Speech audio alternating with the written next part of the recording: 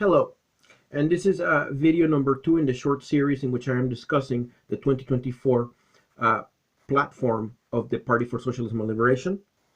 And the Party of Socialism and Liberation is running Claudia De la Cruz and Karina Garcia for President and Vice President of the United States. And the main theme of their campaign in 2024 is End Capitalism Before It Ends Us. And the reference to Before It Ends Us refers to climate change and the danger of nuclear war. So the first item in their platform is seize the biggest 100 corporations, create a new economy for the people. And I'm going to read verbatim their statement.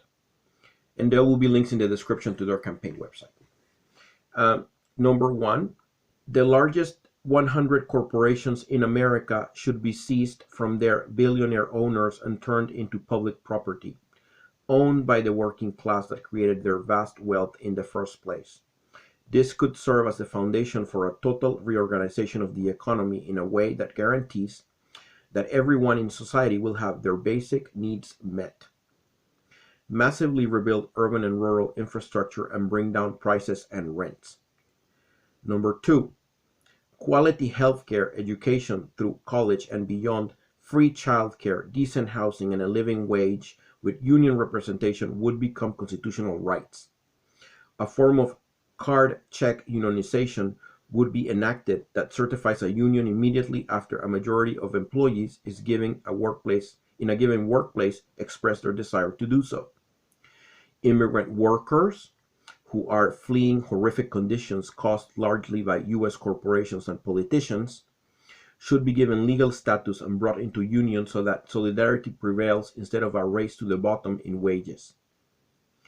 With the hospitals and pharmaceutical companies under the control of the people, they would provide care for free. Evictions would be banned and rent capped at no more than 10% of a person's income. Inflation would be eliminated with an across-the-board price freeze.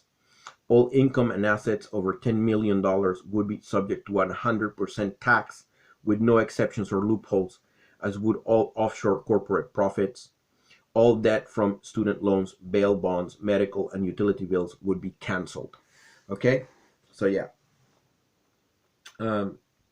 And I am simply here to communicate their viewpoint. I am not going to criticize it or anything.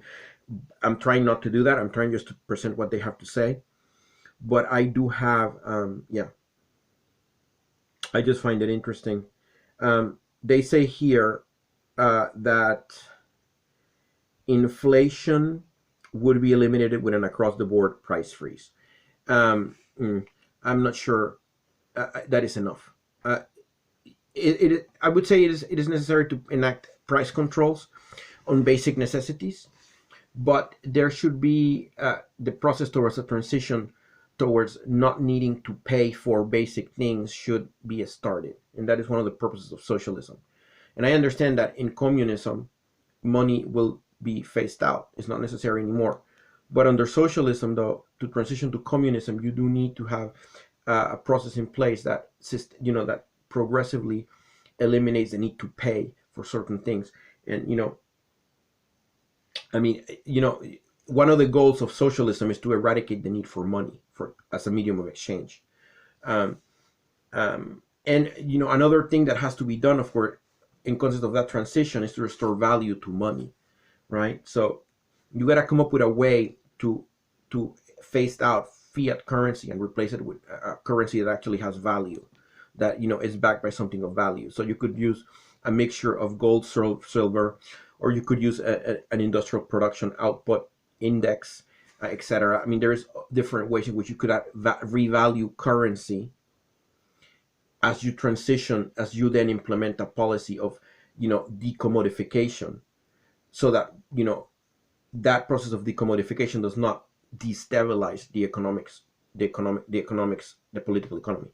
And for that, you need to restore value to currency in that transition period. And I know this is very complex. This is a complexity that I'm talking about here, and it is beyond the scope of an electoral political platform. However, everything that Claudia and Karina stand for is very good. I completely endorse it.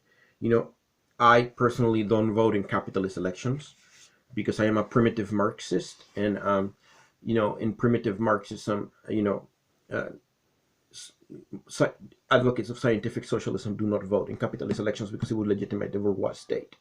And that perspective was sort of like superseded by Lenin's perspective that in context of capitalism, uh, revolutionary socialists and Marxists use capitalist elections as an opportunity to campaign against capitalism. So, I have nothing against Lenin. I think Lenin, has a valid point. You could use capitalist elections to agitate against capitalism. Go ahead. But you should vote for Claudia and Karina. Okay, you go ahead and do it. Okay, if you're in the United States and you march for Palestine in October and November of 2024, if you marched for Palestine, Genocide Joe does not deserve your vote because Genocide Joe endorses the genocidal terror war against the Palestinians in Gaza. Okay, so if you march for Palestine and you're in the United States and you're eligible to vote, boycott the Democrat Party in 2024. Do not vote for Democrats in 2024. Presidential, state, and local. Ignore the Democrat Party. Just don't vote. Don't vote for them. Instead, go ahead and if Claudia and Karina are not on the ballot, write them in and leave it at that. And ignore the Democrats down ballot. Don't vote for the Democrats. Do a political boycott of the Democrat Party through and through throughout the whole year. Okay, if you march for Palestine. And that would contribute towards, I think that's another way in which it would contribute towards ending capitalism before it ends us. Okay?